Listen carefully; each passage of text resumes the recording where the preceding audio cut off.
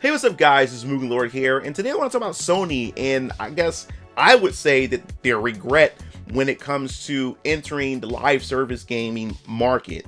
Now, I know I'm late to this topic, I know many people already talked about this, but I thought it was something that we can talk about and discuss here on this channel, because live services has definitely gotten out of hand, and the fact is that Sony is now, I guess, finally realizing it, especially as they sink in millions upon millions of dollars in acquiring particular studios to actually dive in and take some of their familiar IPs and turn them into these live service games, and even creating, you know, brand new IPs and taking this risk, and it just fall flat on its face. So I just wanted to give you my thoughts and opinions on this and what this could mean moving forward for Sony and just the gaming industry in general.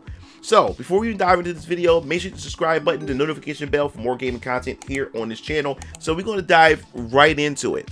So it says Sony's live service game status report: cancel, release, shut down. So it says a mixed bag of results. Like many other companies, PlayStation pushed into the very popular, potentially lucrative, and very competitive live service market by making a number of bets, and not all of them have paid off. Most recently, Sony confirmed that it has canceled multiple projects, including a live service God of War and another live service title from Bend. Yes, it's a very competitive market. Live services just is. And the thing is, all these type of companies are trying to fight for every player's time within this market. And when it comes to live services, as a player, it requires your time, it requires your money. And the thing is, you have to be dedicated to these games. You have to log in daily to these games. So how many of these games can you actually invest in? And then you have some of these live service games that's been around for a very long time and proved to be successful. So a lot of gamers are sticking to things that they're familiar with. They don't want to take a chance and risk and sacrifice their time and their money in a completely new IP, especially if the IP isn't offering anything unique to the live service experience, and especially when they're copying and pasting what other games are doing. You have games that are successful, and a lot of developers are looking at these teeny bit of successful live service games and think they can replicate it by chasing trends and copy and pasting, and it ends up failing because people will rather stick to the original.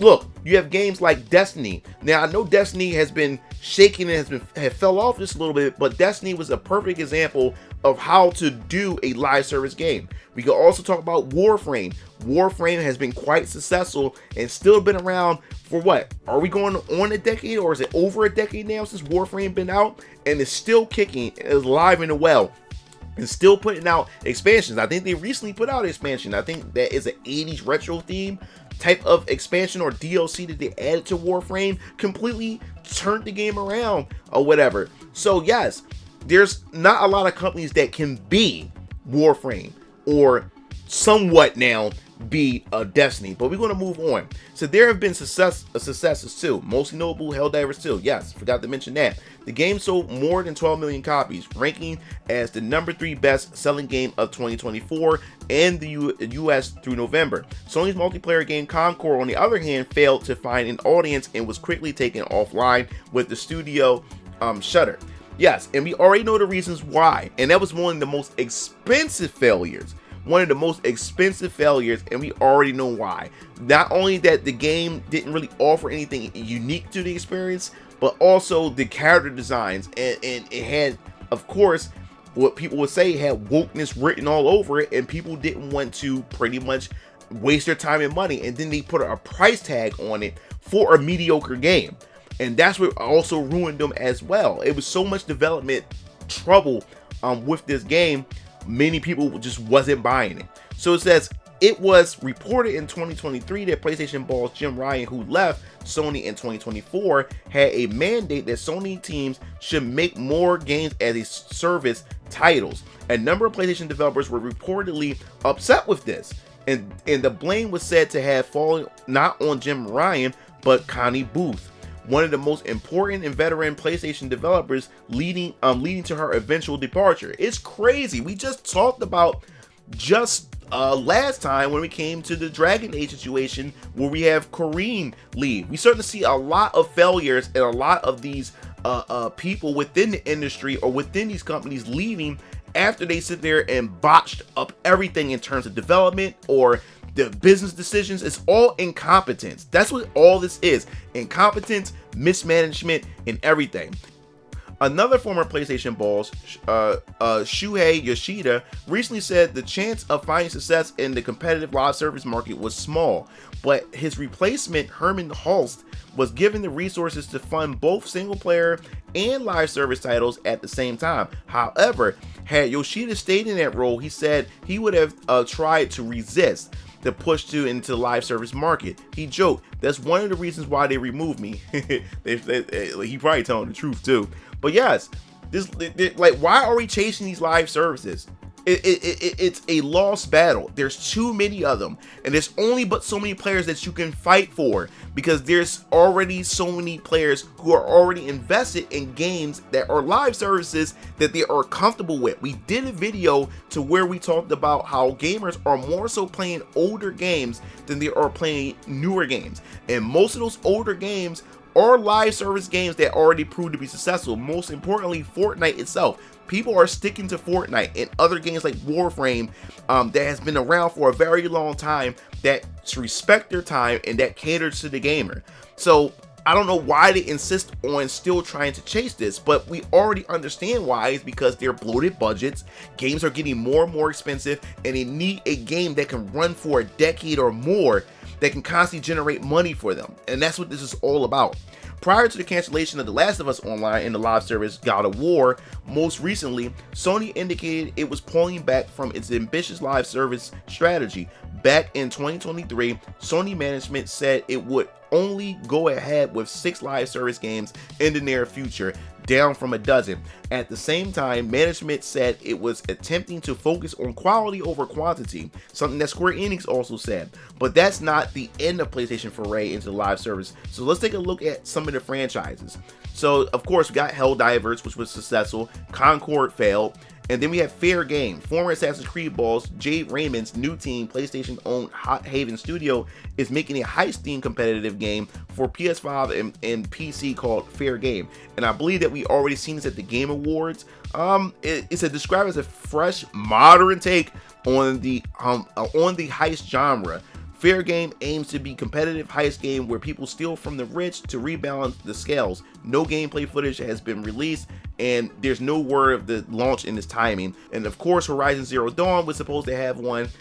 There's basically nothing to go on the stage at this stage, and the game hasn't even been announced. But reports said that in 2024, said the game was still going ahead in the wake of Concord's dismal launch and shutdown. And yes, they're banking on this IP. I don't know what's the obsession with Horizon Zero Dawn. I think is a pretty mid franchise, but they're insist on bringing this into the fold. So they said beyond Guerrilla Games, Nicksoft is said to be working on a Horizon MMO in partnership with Sony.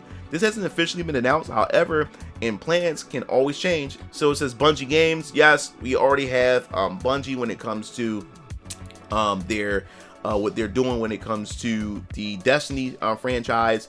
Yes, it has its bumpy start, its bumpy road, but many people still play the game. Hopefully they correct and fix what the problems are. And the crazy thing is that Sony had bought Bungie, and Bungie just has been fucking up. So then, of course, you have the God of War live service game that was supposed to be worked on by Bluepoint Games, and many people were hoping that Bluepoint was actually working on a new IP or maybe a remake to something that people were looking forward to, maybe something like when it comes to Bloodborne. But they come to find out it's God of War live service game, and people were upset that why would they waste Bluepoint on such a game like this. So yeah, man, it's really upsetting people. And of course, The Last of Us didn't work out well. People waited for that, and that didn't happen. And then, of course, Ben Studio also had an unannounced live service project, but Bloomberg reported that January 16th that it was canceled. So there's so many titles, Twisted Metal, that came to be, and then of course the Spider-Man game was canceled as a live service as well. So what does this say?